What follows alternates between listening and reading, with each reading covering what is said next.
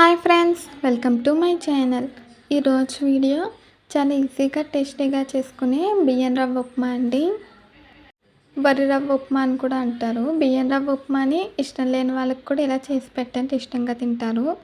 ఇప్పుడు మనం వరినొక ఉప్మా తయారీ విధానం చూద్దామండి.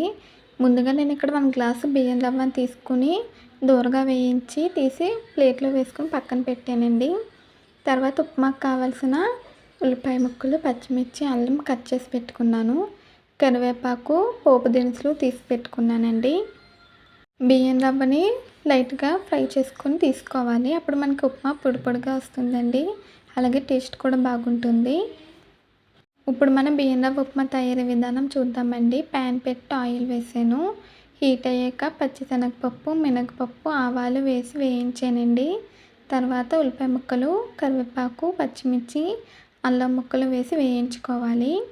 ఇది చాలా ఈజీగా తయారు చేసుకోవచ్చండి. అలాగే టేస్ట్ కూడా చాలా బాగుంటుంది. ఈ ఉప్మాకి ఉల్లిపాయ కొంచెం ఎక్కువగా ఉంటేనే బాగుంటుందండి. వేసుకొని వేయించుకోవాలి. ఇది చాలా సింపుల్గా తయారు చేసుకోవచ్చండి. ఉదయాన్నే క్యారేజ్ హడావిడి ఉన్నప్పుడు ఇలా సింపుల్గా ఈజీగా మనం బియ్యం రవ్వ ఉప్మా చేసుకోవచ్చండి. మీరు కనుక ఫస్ట్ టైం మా ఛానల్ చూస్తున్నట్టయితే ప్లీజ్ లైక్, షేర్, సబ్స్క్రైబ్ చేయండి. ఉల్లిపాయ ముక్కల్ని వేయించుకోవాలి.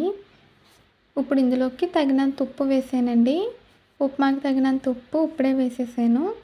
ఎందుకంటే ఉప్పు వేసి ఫ్రై చేయడం వల్ల ఉల్లిపాయలు తొందరగా ఫ్రై అయిపోతుందండి. ఉల్లిపాయలు అయితే ఫ్రై అవుతున్నాయి. మనం ముందుగా వేయించి పెట్టుకున్నాం కదండి బియ్యం రవ్వ, అది గ్లాస్లోకి తీసుకున్నాను. ఇప్పుడు వాటర్ వేసుకోవాలండి. మన గ్లాస్ రవ్వకి 2 గ్లాసెస్ వాటర్ వేసుకోవాలి. నేను 1 గ్లాస్లో 3 వంతుల నూక తీసుకున్నానండి. వాటర్ కూడా 3 వంతులు తీసుకుని అలా 2 సార్లు వేసాను. వాటర్ వేసాక ఇది మరిగించుకోవాలండి. పొంగు రావాలి. మూత పెట్టాను. ఇది పొంగు రావాలండి వాటర్. ఉప్పు సరిపోయిందో లేదో ఒకసారి చూసుకొని, ఉప్పు సరిపోకపోతే ఒకసారి వేసుకొని కలుపుకోవచ్చండి. మూత తీసానండి. ఇలా పొంగు వచ్చినప్పుడు మనం ముందుగా వేయించి పెట్టుకున్న బియ్యం రవ్వ వేసుకొని కలుపుకోవాలి.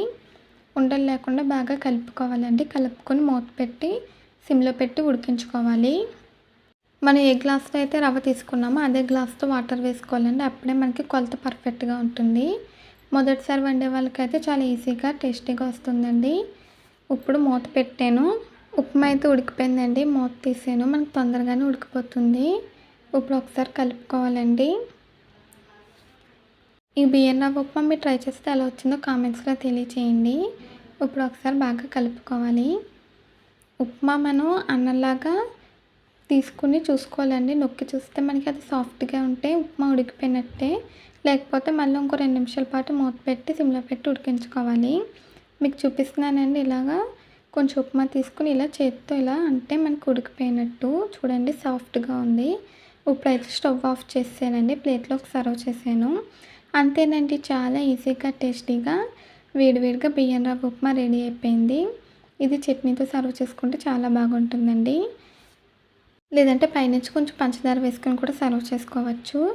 ఈ వీడియో నచ్చితే ప్లీజ్ లైక్ చేయండి, షేర్ చేయండి, సబ్స్క్రైబ్ చేయండి. అలాగే పక్కన బెల్ ఐకాన్ క్లిక్ చేయండి. ఈ వీడియో నచ్చితే కామెంట్ చేయండి. మళ్ళీ కొత్త వీడియోతో కొత్త రెసిపీతో కలుద్దాము. Bye friends.